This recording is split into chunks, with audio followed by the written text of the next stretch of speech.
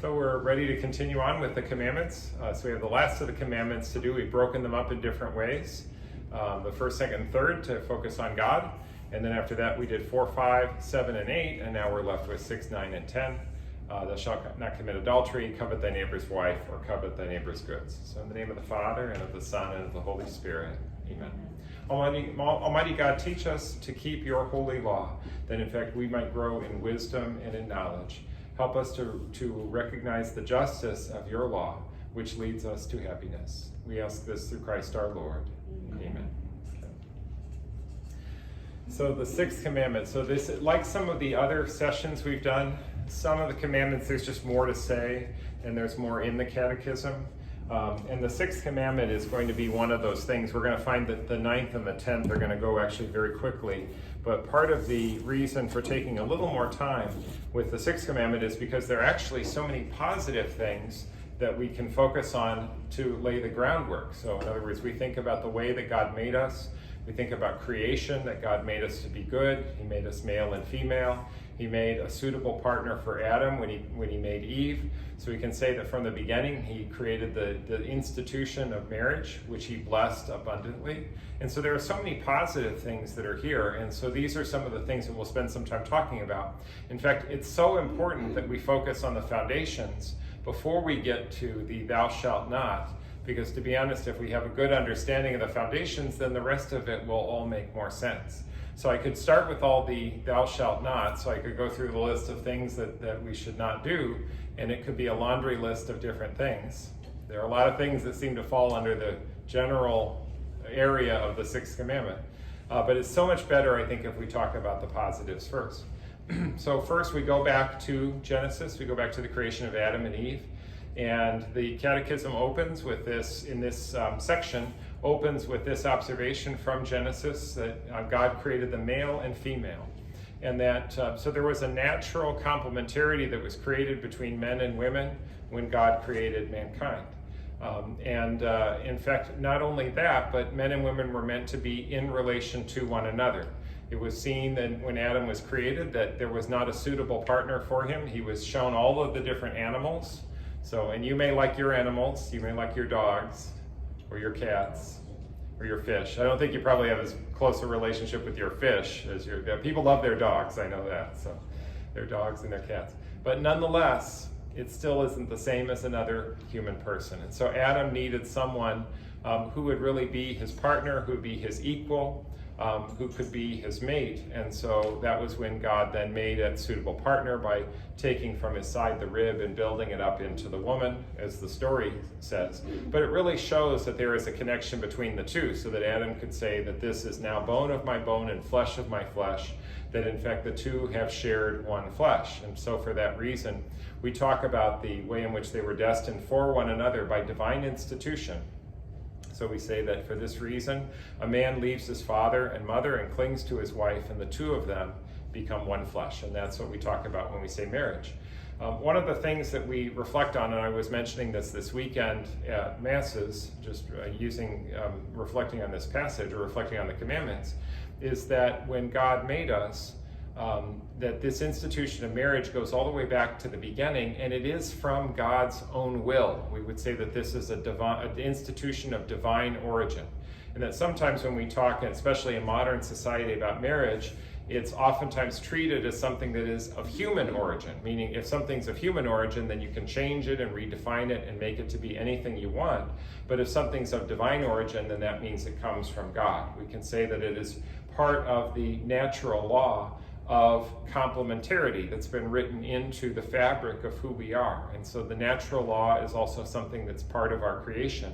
So that also comes from God. So we can say that this is given to us from God. That's one reason I think that the church then looks at the concept of marriage different from the way our secular society would look at that.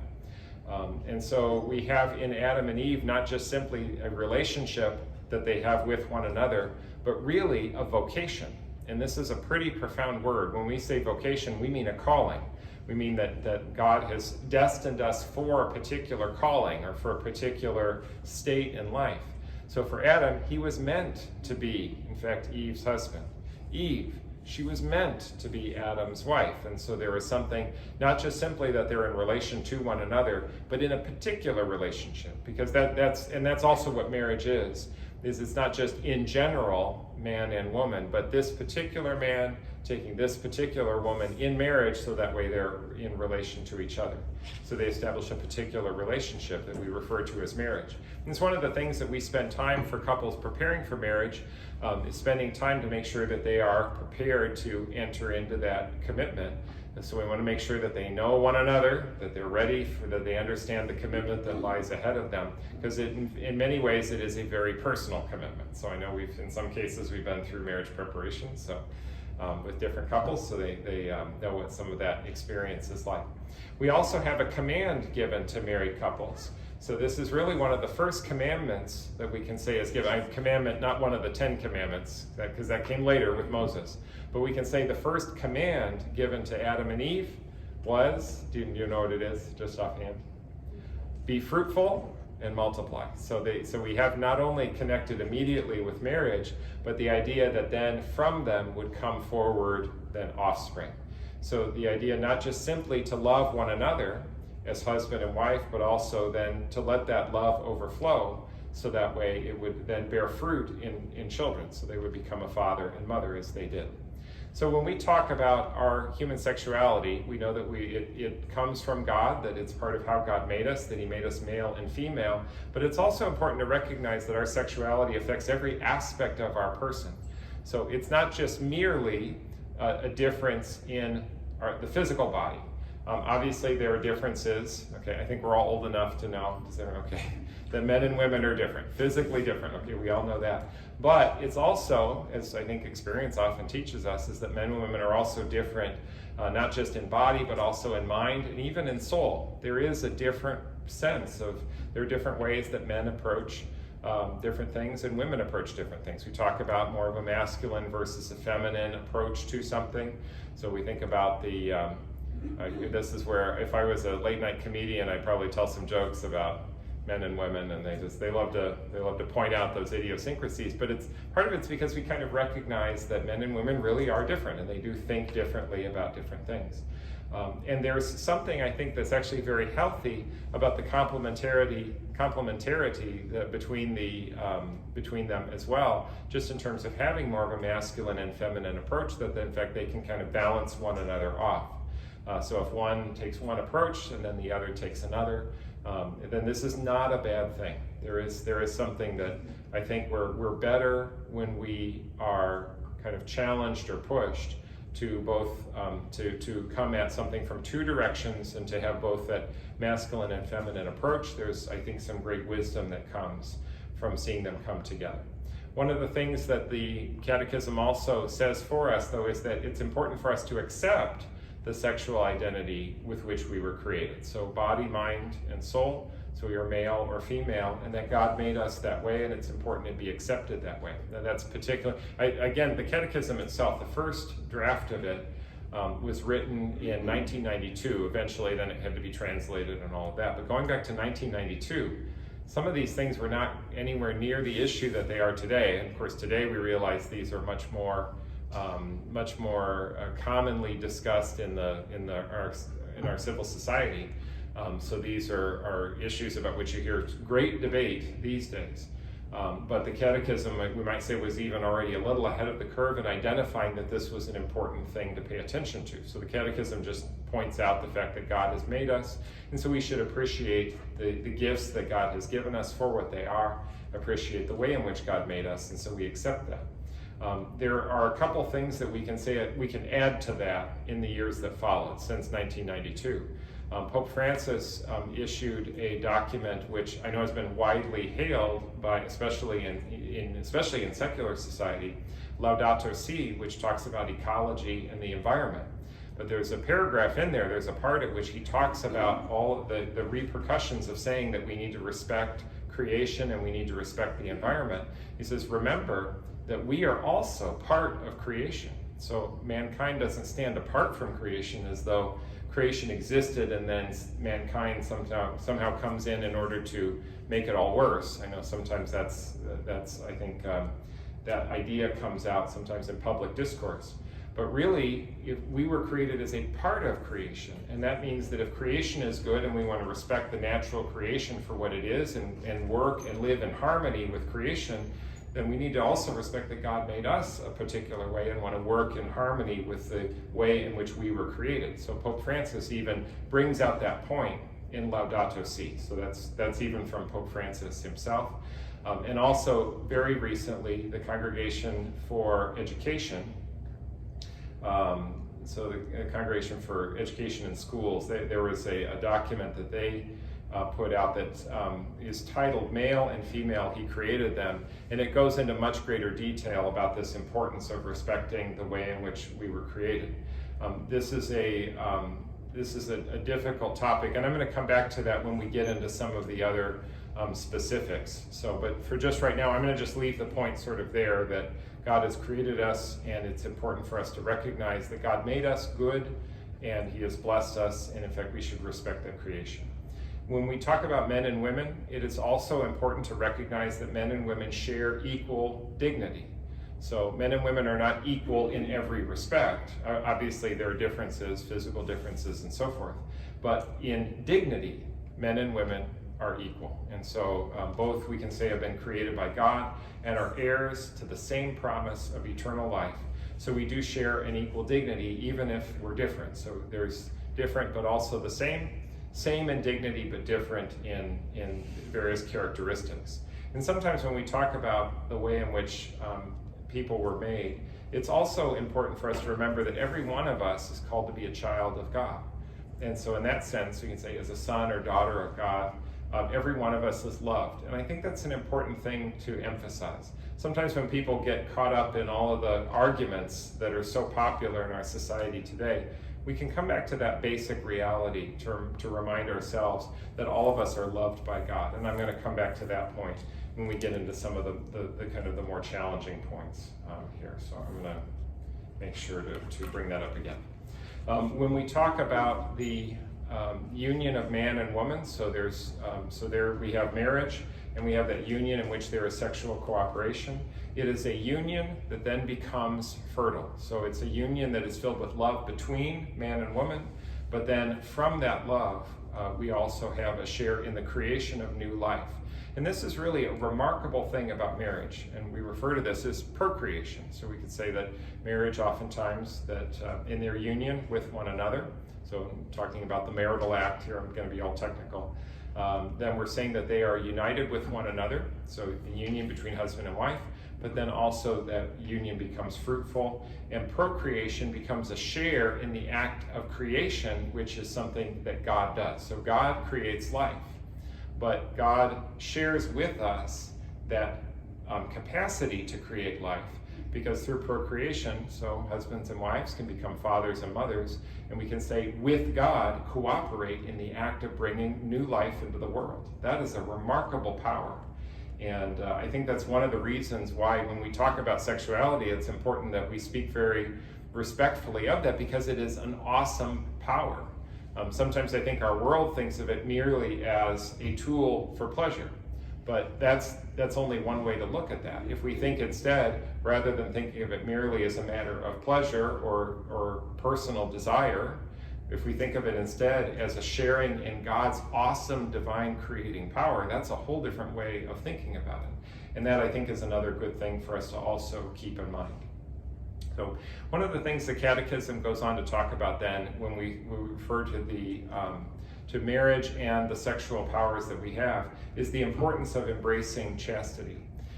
Now, chastity is, in the broadest sense, means really the proper use of the powers that we have, the sexual powers that we have, integrating them into the entire human person. And so when we talk about that, so what does it mean to be an integral person, a person of integrity, a person of unity? Then we want to integrate those sexual gifts with our entire person, who we were meant to be. So chastity is lived out in different ways according to one's state in life. For married people, that means one thing. For single people, that means something different. For those vowed to celibacy, that means something even still different. So when we're talking about chastity, we're saying then what is the proper way for us to use those gifts that we have according to our state in life. And so chastity for married couples does mean that they can engage in the marital act, but with their spouse. Okay, so so there's kind of a proper time and place, you can say. So what is it? So how is it that we properly use those gifts? That's what we're looking at when we're talking about chastity. So the idea of chastity, though, so the idea of using those gifts properly, it always it includes a certain amount of self-control, a certain sense of self-mastery, the idea of governing ourselves, of governing our passions. Sometimes we can think about wanting to just give free rein to our passions, and we say, well, whatever we feel like, do it. That's is that our society? Is that just do it? Whatever you feel like, just do it. No, that's Nike, just do it. Okay, that's it. No, but doing whatever your passions tell you to do. Now, I could use a few other examples, and we'll very quickly realize that that's not a good way to live. So if, for example, a person, that you have a certain passion for food, let's say, we call that hunger. So if you feel hungry, then just eat. Well, if you did that all the time, well, you know what would happen. I mean, we all know what would happen if a person just simply gave into their desires anytime, any place, anywhere, and in any way that they wanted. In fact, in our modern society, we have oftentimes such high-calorie, appetizing, addicting food, so satiating, so readily available. At no other time in history has food been so abundant. The ability, especially processed food, is readily available to give you as many calories, more calories than you could possibly imagine. So we know what would happen if we just simply gave into our desires all the time. The consequences of that, we would end up putting on weight and again and again and again, and we very quickly realize that that doesn't make for a happy life. So that would not be living with integrity. That would not be integrating into our whole life the drive that we have to eat, or our hunger drive. To do so with integrity means we have to integrate that in proportion to everything else. So we put it in its proper place. Do we need to eat? Yes, we do. But do we need to be careful about how much we eat or what we eat or when we eat? Yes, we do. So it means that we have to kind of live within a certain amount of self-mastery, governing those passions. And so we can apply that same argument and then realize that oftentimes, and sometimes by experience, people realize that when they act out in certain ways sexually, if they were to just do whatever they felt like at any time, it oftentimes can lead to very disastrous results. I think sometimes I bring this up at different times. I sometimes bring this up with couples preparing for marriage, especially when I'm dealing with Catholics and non-Catholics, because sometimes the non-Catholics say, you know, the church has a lot of rules about sex. Why does the church talk so much about sex? And he says, the church seems to be preoccupied with all this. And I said, no, it's because it's so important. It's because the church has so much respect for how powerful that is, that in fact it's important for us to respect the power in that gift. So for example, when we talk about the sexual gifts that we have, when they're used well, they can do tremendous good in building up a couple and their relationship with love. But when they're misused, when people are taken advantage of, or and we'll talk about some of we'll give a few examples as we go on, but it's not that hard to imagine circumstances in which people are very much harmed by that, especially when trust is taken advantage of, or when a person is abused in a certain way, it becomes very damaging, and in fact it can cause a lifetime's worth of damage. So we're talking about a pretty significant power here. That's the reason why the church gives us some guidance, why we can say the catechism gives us this guidance, is because we're talking about a pretty significant power, and we want to use it in the way that in fact is for good and not going to do harm. So that's why self-mastery becomes such an important thing, reining in those desires so that we use them in a proper way. Part of that means that we should not be a slave to our passions. So it means really finding freedom. Sometimes people say, well, I can do anything I want, but they're actually really not, they're not really free. They say that they're free because they can do what they want, but they're not really free because the person is actually, in fact, you might say, addicted to or enslaved by their very passions. It assumes that we also develop a certain amount of self-knowledge. We have to know ourselves. We have to know where the dangers are, where the risks are, where the weak points are, so that way we can be careful. So it requires a certain amount of carefulness and caution.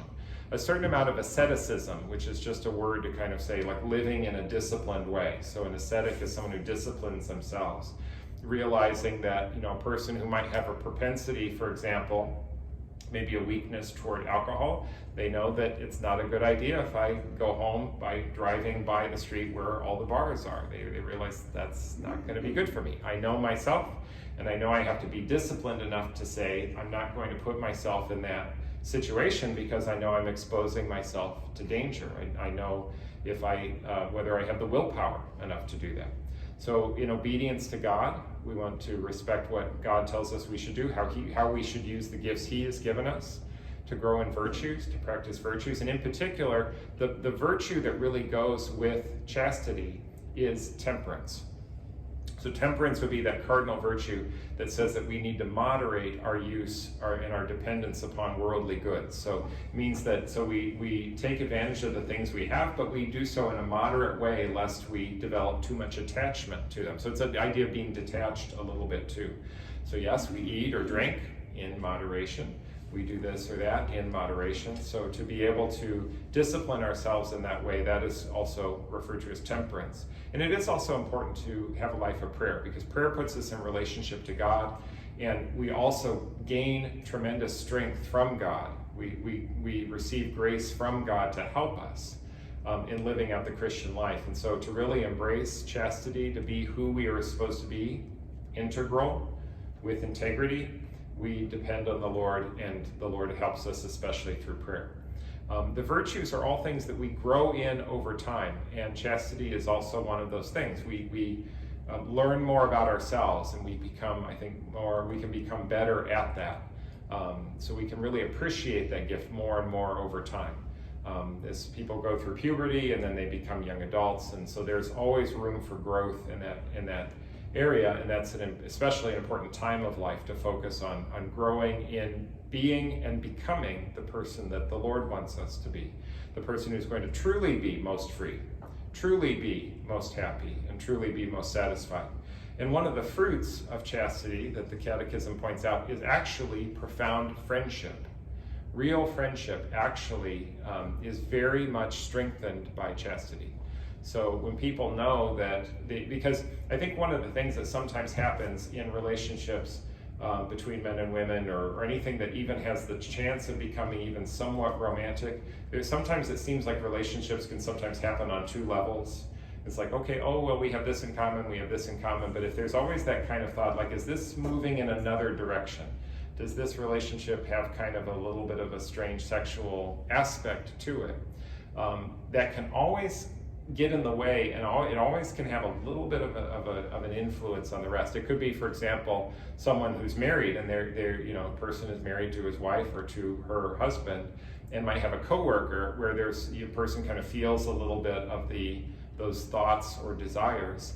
And if that's starting to kind of touch that friendship or that relationship at all, it can affect it in negative ways. It can do harm to the marriage, it can do harm to that relationship.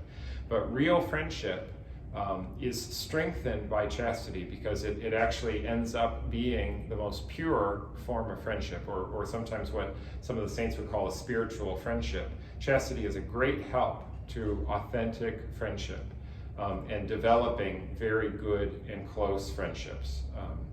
So that's an important thing. We are reminded then, like I was mentioning, that everyone is called to chastity, but each according to their state in life. So for example, a single person is called to live chastely, meaning to refrain from sexual intercourse. But a person who's single then is in the process of discerning, and perhaps they're saying, well, maybe God wants me in fact to be married.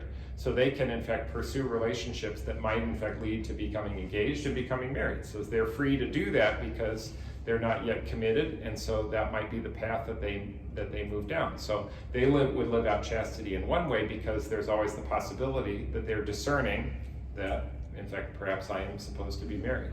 An engaged person lives chastity a different way. So now they have begun, you might say, to enter into a much more profound time of commitment to their fiancé, so the male or female, so to each other. And so in that sense, they really have made a commitment to one another. So it's important that they begin already now to practice some care and concern to make sure that they are dedicated exclusively to that person and not they don't have the same amount of freedom a single person would have to start, taking up whatever friendship might come along. They have to be a little bit more circumspect, but they're not yet married, so it's not yet time for sexual intercourse. Married couples practice chastity in a different way. So obviously they can love one another, but they commit infidelity to do so only with one another. And so it's inappropriate for them to act out physically in a sexual way with another person with whom they're not married, or even to get into behaviors that end up leading in that direction, something that might cause scandal. So to start up too close a friendship with another person with whom they were not married, that could do great harm to a marriage. So chastity, in that case, would then promise exclusive fidelity. It means they have to be careful about the way they live out their married life, dedicated to their spouse, and then respectful with other people. Someone who is celibate, so someone who is either vowed to, as a consecrated religious, vowed to chastity, or like a priest or deacon or bishop, someone who's taken the promise of celibacy, so celibacy or the vow of chastity. So that means that, so I am single. When I file my taxes in the IRS form, I check single, okay? Because there's no form for celibate, okay? The IRS doesn't do that. So they don't give you that option. So I check single. But I'm not single in the same sense as I was saying with the first group, where they're free to take up possible relationships that might lead in a romantic direction. Well, I'm not free to do that. So those in religious life are not free to do that. So we've committed ourselves then to a lifelong commitment where we know that we are not able to marry. It doesn't mean that people who are celibate or chaste do not love, but not in a sexual way. But we still love one another. In fact, we're all called to love, and it's an important thing to do. That we're all filled with love for one another, right? Say even on a deeper or more profound level, and also called to give ourselves. That's what spouses do with one another. It's less, I think, marriage about what they get out of marriage. It's really more about to whom do you wish to give yourself in life? How do you wish to spend your life? You're spending it. You're giving it away. How do you want to give away what you have? Well, for married people, they've chosen their spouse, and they give themselves to the spouse. They give themselves away to their spouse and to their family with joy, with happiness. It's a wonderful thing. And for the celibate, for those who are celibate and those who are vowed to consecrated life, they give themselves away. I spend my life in love for the church that I serve, and that's an important thing. And if you don't have that, a celibate who doesn't have that, this might not be their vocation. If they're not able to do that, you have to really understand that there's great enrichment that comes from spending one's life out of love, giving of what one has for the sake of something great and noble. That's what more could one ask for than that? And the celibate does that in spending their lives for the sake of what they're doing. So I am committed to the church as a spouse in a spiritual sense, and so it's important to be generous and loving and to give myself in that sense as well. For those that would be divorced or widowed, those would be different categories again. So the widow is in fact free. Widow or widower is free to remarry. So you might say that they're kind of back in the group of those who are single. So they are single and free to marry. Those who are divorced or find themselves in the state of being single again, they may not be free to marry unless they've had an annulment, and that's where we get into that whole complicated thing. If you ever run into that circumstance, there may be the case in which a person may need an annulment depending on their circumstances, which are too complicated to go into right now, but that's one worth, if you have questions about that, it's always worth asking a priest or someone who's knowledgeable to help you understand what your situation is. So, but all are called to chastity, but each according to their specific state in life. Now, within marriage itself, we mentioned already, I think this is to kind of re-emphasize, I think what I've already sort of hinted at already, is that they are united with one another, and so especially in their expressions of love for one another, they are bound together in union. So the marital act helps unite them together. So they're bound together as one flesh, you could say, using that scriptural image, which in some ways really is quite literal, so quite literally true. So they are united, so there's something unitive as they are committed to one another for the good of the spouses in their mutual support. but it's also procreative, or at least open to the possibility of procreation, meaning for the good of children, that they're open to that possibility of having children. Because love, I think, one of the things about love is it's always meant to overflow. Love itself actually multiplies and grows. And so one of the things that's beautiful about the marriage, the love of husband and wife, is that it has the capacity to overflow into new life. And so where there is one and one make three. Okay, I mean, if they have children, or 4, or 5, or 6, or 7, or 8, or okay, that's it.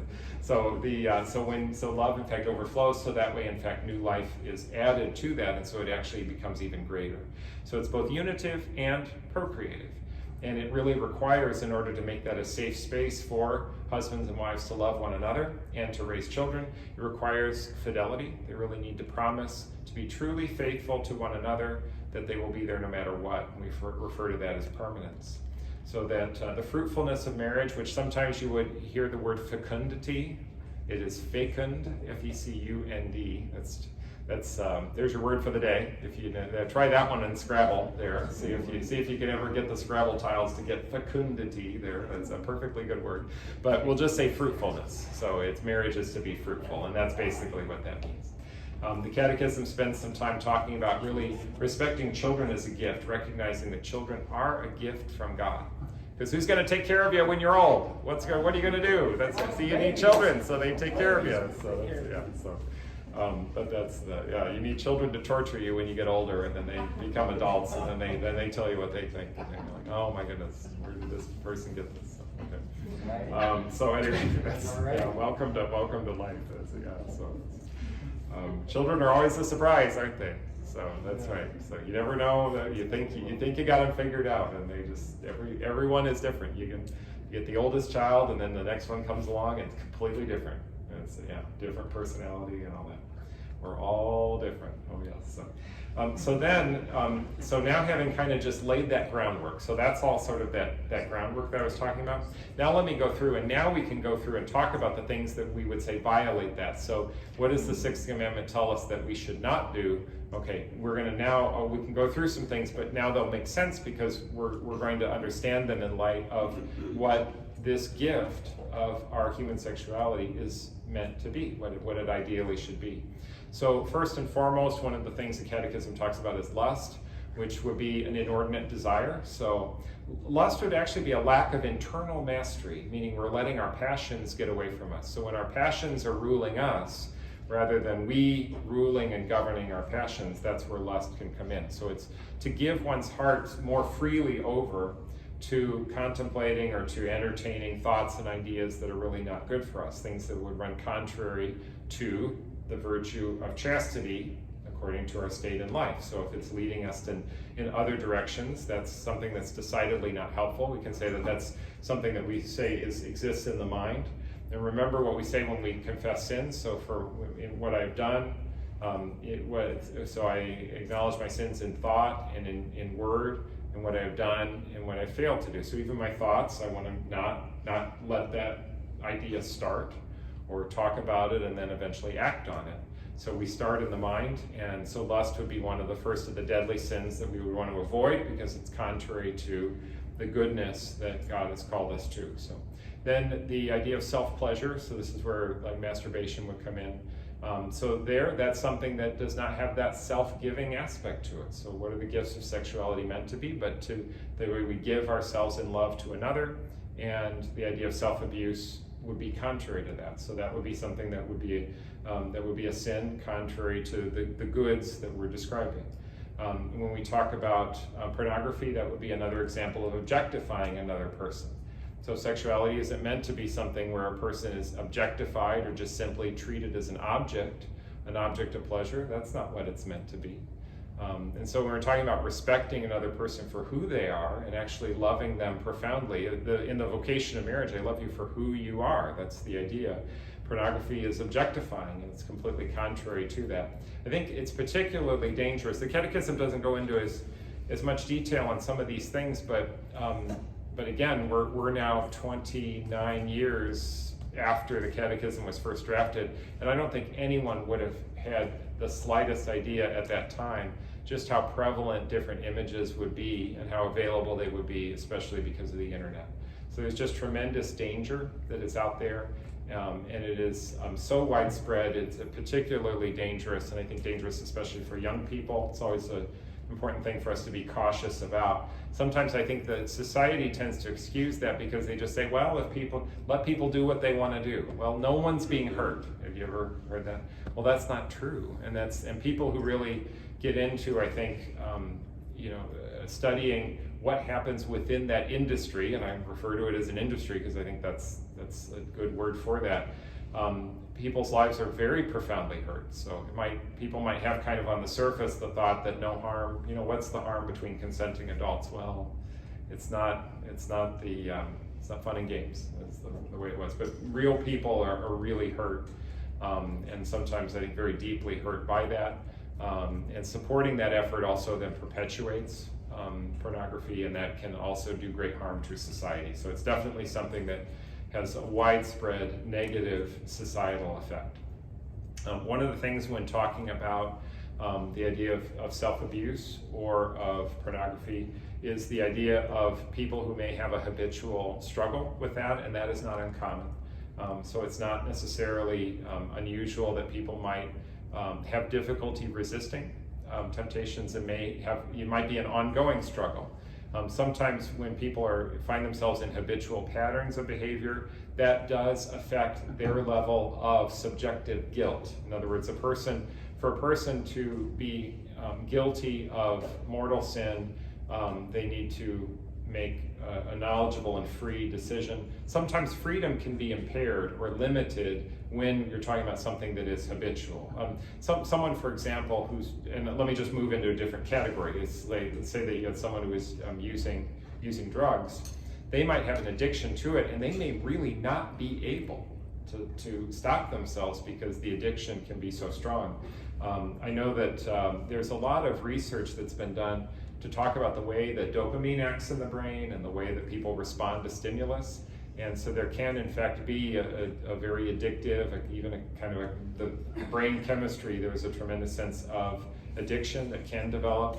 So there's tremendous, I think, compassion on the part of the church, and this notion that we always want to help people in order to be free, and sometimes that can be very difficult when you have habits that are very deeply ingrained. Confession can be a tremendous consolation for that, a great tool. Recognizing also the different factors in a person's psychology or in the culture that might be influencing them, that might also limit their freedom, might make it very difficult to overcome a pattern of behavior. And there always needs to be hope. And this is such an important thing, that we always hold out hope, that no one is ever beyond the possibility of hope. And in fact, people can and do find freedom and live a free life from any addiction that they might find. It's always good for people to hold on to hope and know that that's always a possibility. Sometimes people can become very discouraged when they have difficulties in overcoming different temptations. Going on in terms of other things, then there would be, so for example, fornication. That would be sexual contact when a person is not married. So a person who engages in the marital act when they are not married, that would be referred to as fornication. If a person does so with someone other than their spouse when they are married, we would call that adultery. So those are two different terms. In one case, we could say a person is giving themselves in a complete act of love when they aren't married, and it's incongruous in that sense. So I'm saying in a physical sense that I love you completely and totally, but not enough to actually marry you. It's just, so marriage is an important context then for the marital act. On the other hand, the person who commits adultery has already said, I love you completely and totally to another person, to someone, and then decides to say it again to another person in the flesh. I'm using kind of the idea of the theology of the body, if you've ever heard that expression. So that to engage in the marital act with someone else is to tell them that I love you completely and totally. Well, that you already promised your love to this person who's your spouse. How can you do that to another person who's not your spouse? And so there's something incongruous. So in both cases, there's something that just doesn't fit, each for different reasons.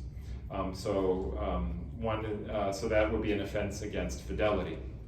idea of adultery.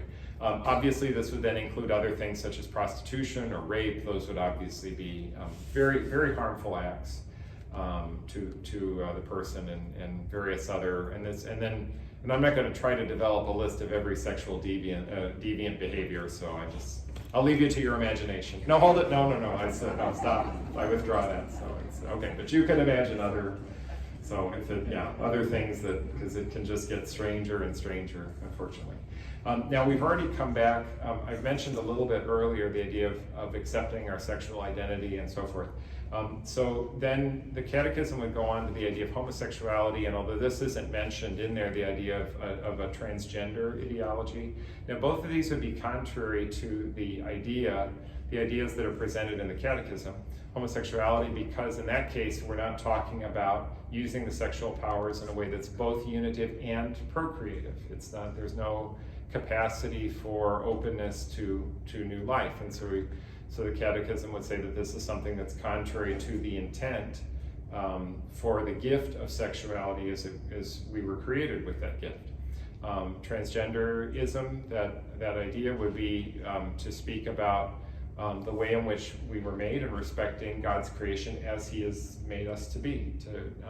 I know in different cases, and this is probably something that I think is very difficult to talk about in society, because I'm not sure that there are groups that want to hear this, but sometimes there are people who start down that path toward a change and then later have regret and sometimes want to reverse, and sometimes you're not allowed to talk about that. So it's such a complicated issue. And so those would be things that the Catechism would very much discourage.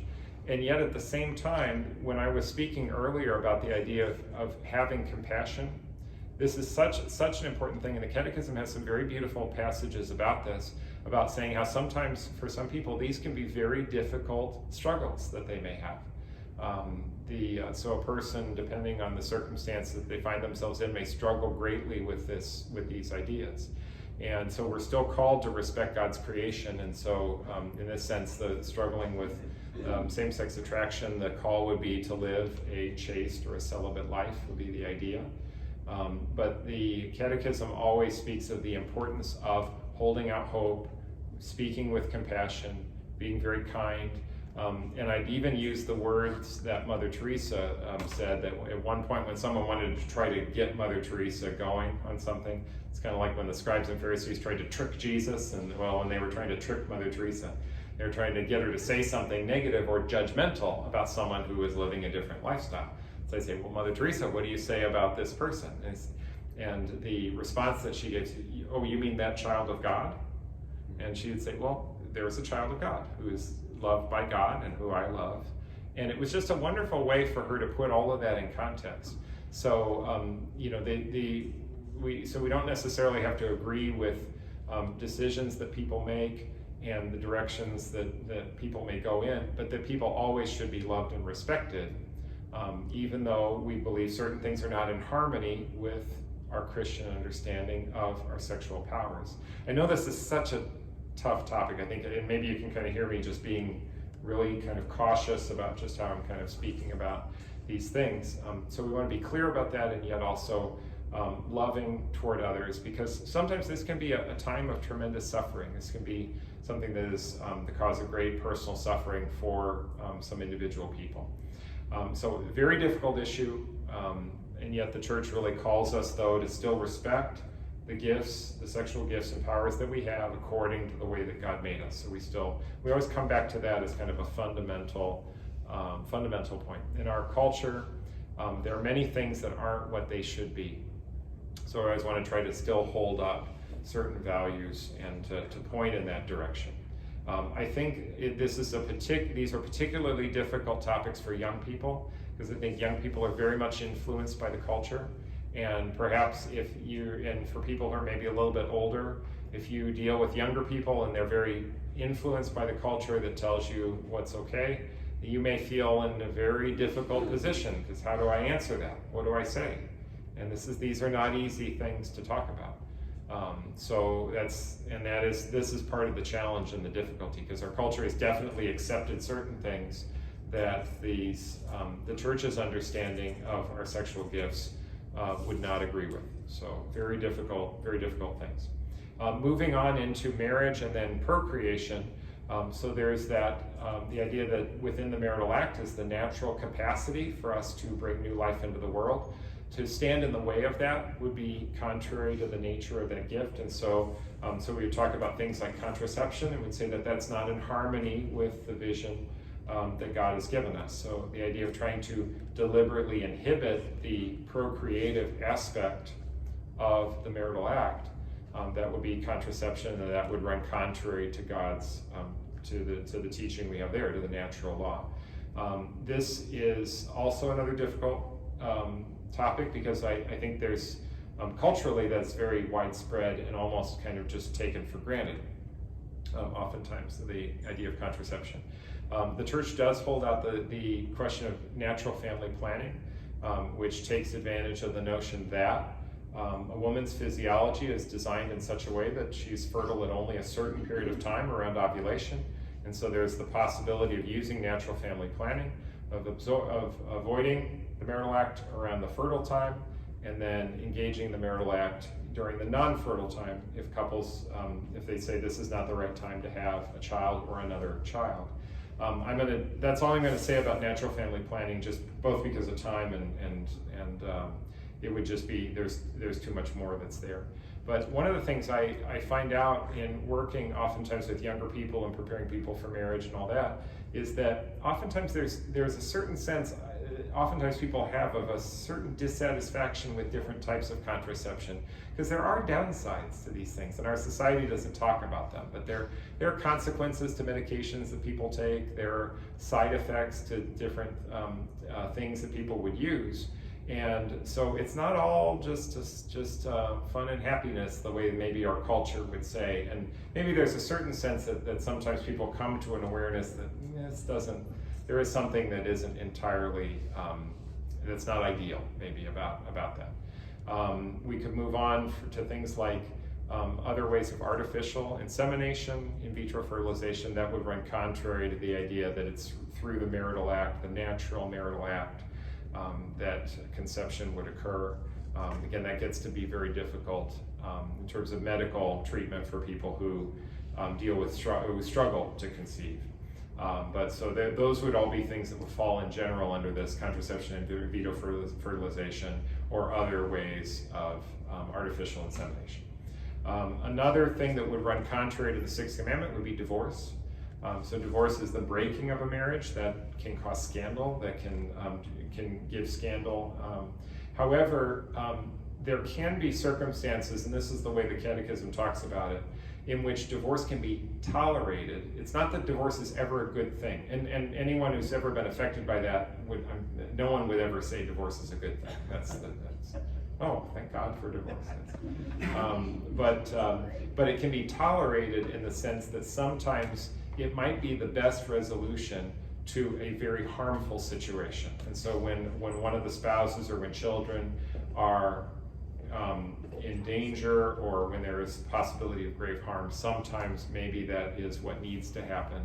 And it's kind of more of almost a self-defense sort of thing.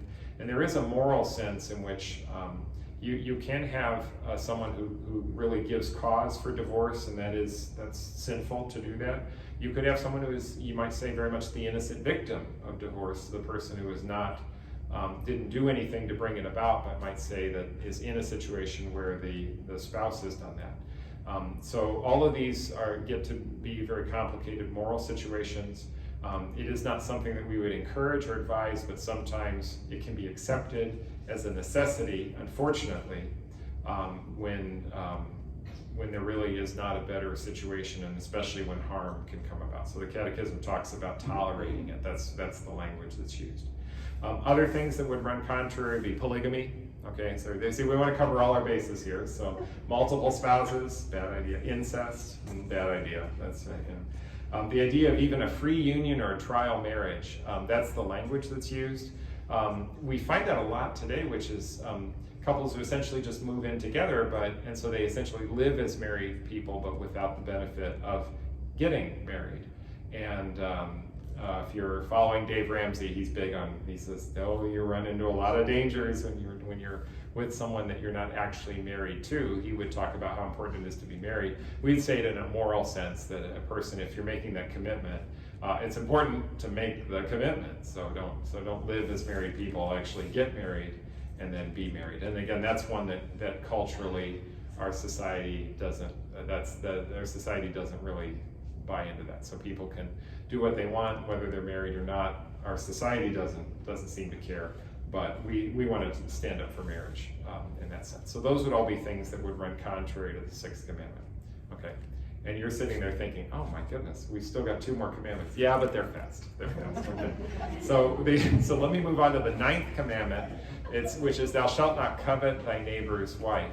And so this is really, in many ways, very much related to just everything that we just said in the sixth commandment, except that the idea of coveting is the idea of desiring inordinately.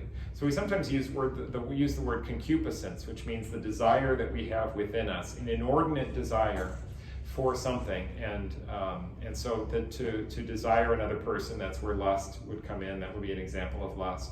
So that inordinate human desire would fall under coveting one's spouse. So it has to do with what one watches and looks at and entertains in the mind. It is a struggle, as St. Paul would say, between the flesh and the spirit, that we sometimes feel that war within us. Our spirit tells us we should do something more noble, but the desire of the flesh comes and it sometimes drags us the other way. It's a constant battle that we all have to fight in different ways. So we fight that struggle between the flesh and spirit, and we strive for purity of heart. Remember in the Beatitudes, what happens to the pure of heart? It says the pure of heart shall see God. And we wish to see God. We want to keep God before our eyes.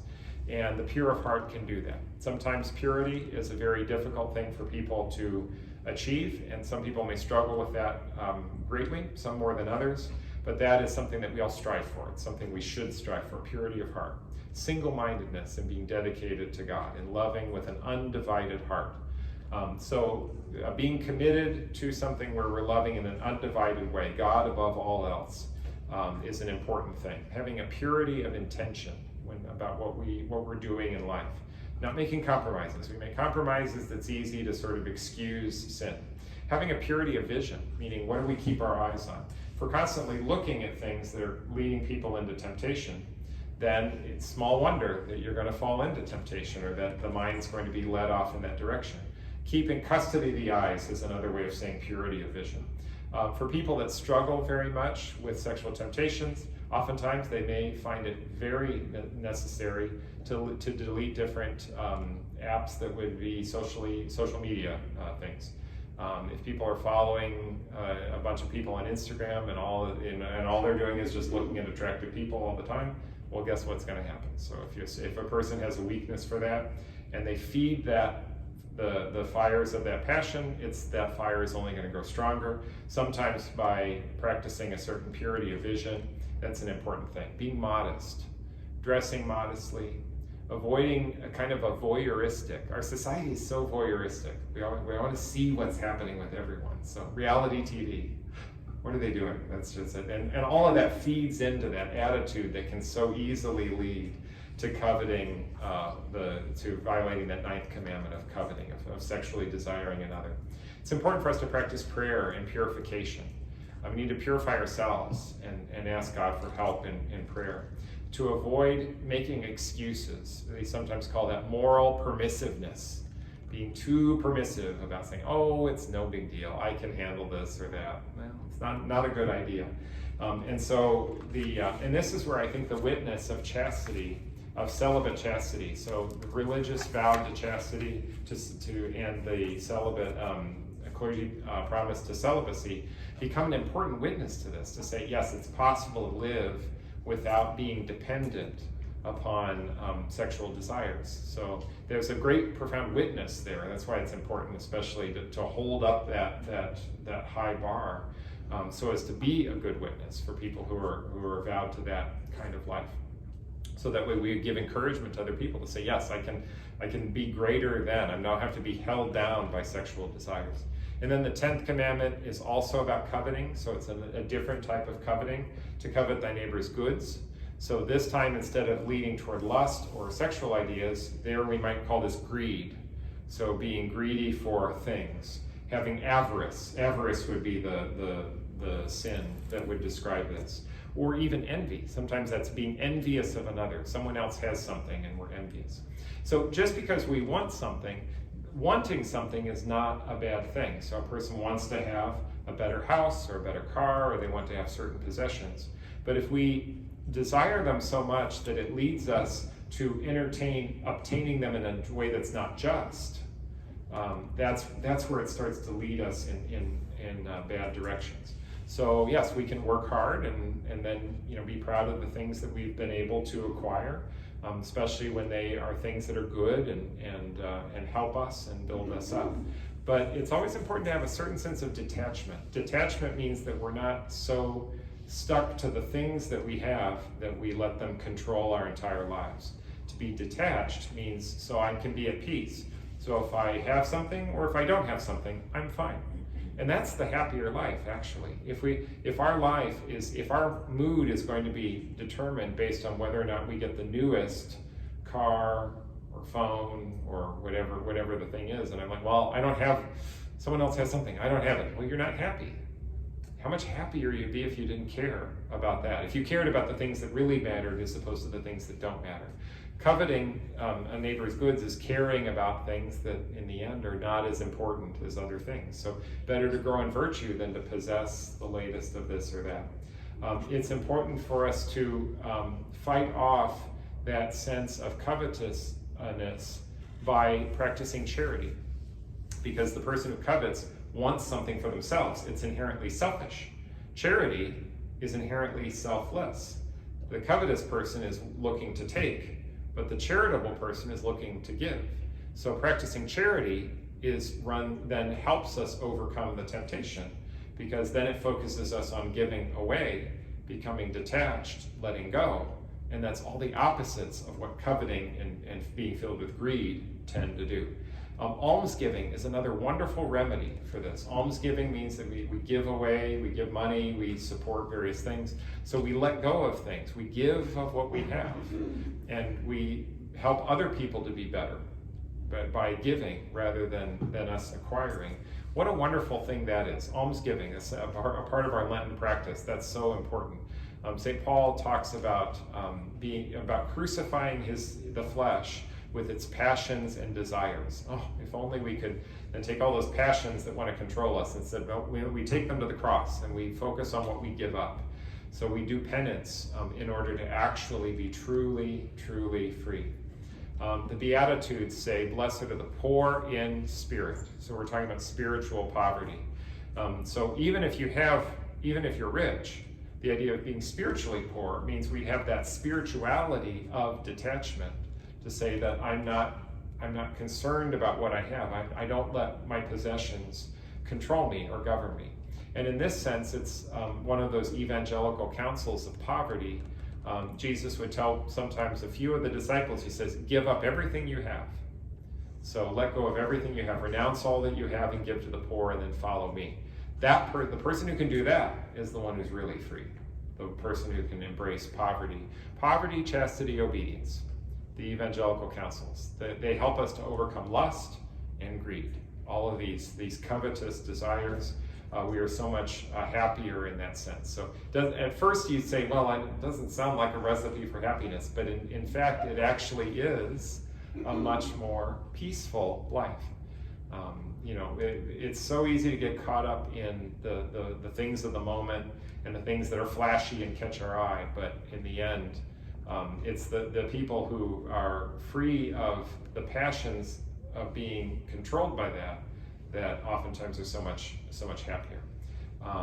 And so we avoid trying to take too much consolation in material things. They said, oh, I'm having a bad day. I better go shopping. Okay, okay. Well, that's. I'm thinking material things are going to make me happy. That's ultimately that's not true. Instead, it's the Lord that makes us happy, and so the best remedy for covetousness is the desire to see God, to possess God, rather than to possess things. So let us have a relationship with God. So as I said, yes, 9 and 10, we're going to go very fast. Those are so 9 and 10 are very quick. So that gets us through all the commandments. Just a very brief thing. Next time we're going to go through history of the church, 2,000 years of history in 1 hour, so look out for that. And then after that, then we're actually through all the material. We're going to take a week after that. The following week after that, we're going to just go through what to expect for Holy Week. We'll kind of do a little bit of review, mostly practical, just to walk you through what's going to come. We'll make sure that you're prepared to make a confession. We'll just review the practical ways of doing that, answer questions, and then the following Wednesday, we'll give you a chance for confession. That'll just be a very simple time. That'll be the Wednesday of Holy Week. We'll then go through Holy Thursday, Good Friday, the Easter Vigil. The day is almost here, so we look forward to that. And then the Wednesday following, we'll have in a very relaxed way, we'll have our kind of little party, kind of so just a nice time to get together, a little bit of a party, and maybe just a chance for us to just kind of bask in the glow of the Easter sacrament. So, glory be to the Father, and to the Son, and to the Holy Spirit, as it was in the beginning, is now, and ever shall be, world without end. Amen. In the name of the Father, and of the Son, and of the Holy Spirit.